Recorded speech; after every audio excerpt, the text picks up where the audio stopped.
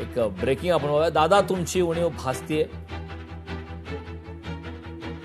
दादांच्या निकटवर्तीयांना अश्रू अनावर झालेत. खरं तर नेहमी प्रत्येक वर्षी दादांचा आजच्या दिवशी वाढदिवस साजरा करण्यात यायचा, मात्र आज अजितदादांच्या आजच्या जन्मदिवसानिमित्त जयंती साजरी होत आहे. स्वर्गीय अजितदादा यांची जयंती साजरी होते आणि त्याच संदर्भात राष्ट्रवादीचे अनेक पदाधिकारी कार्यकर्ते भावूक झाल्याचं पाहायला मला. दादांच्या निकटवर्तीयांना अश्रू अनावर झाले आहेत.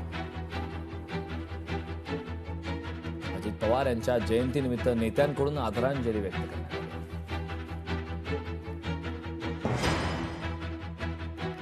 दादा तुमची उणीव भासते असं म्हणत अजितदादा पवार यांच्या निकटवर्तीयांना मात्र अश्रू अनावर.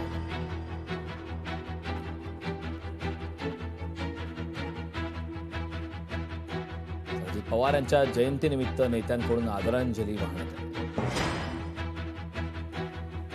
तर मुख्यमंत्री देवेंद्र फडणवीस यांच्याकडून अजित पवार यांना अभिवादन करण्यात आलं. वर्षा निवासस्थानी दादांच्या प्रतिमेस पुष्पांजली सुद्धा अर्पण करण्यात आलेली आहे. फडणवीसांकडून अजित पवार यांना अभिवादन करण्यात आलंय. स्वर्गीय अजित पवार यांना अभिवादन अनेक ठिकाणी करण्यात आलंय. बरोबर आपण राष्ट्रपती भवनची सकाळची दृश्य पाहिले, त्या ठिकाणी सुद्धा धनंजय मुंडे, आदिती तटकरे या सुद्धा भावूक झाल्या होत्या. धनंजय मुंडेंना अश्रू अनावर झाले होते. वर्षा निवासस्थानी सुद्धा दादांच्या प्रतिमेस पुष्पांजली अर्पण करण्यात आली. फडणवीसांकडून अजित पवार यांना अभिवादन करण्यात आलं.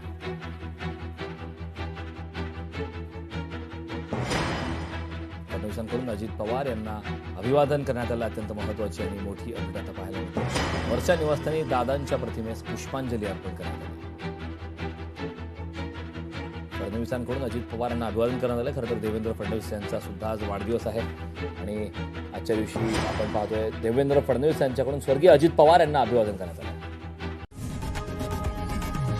लोकशाही मराठी ऐका, पहा, जागरूक रहा.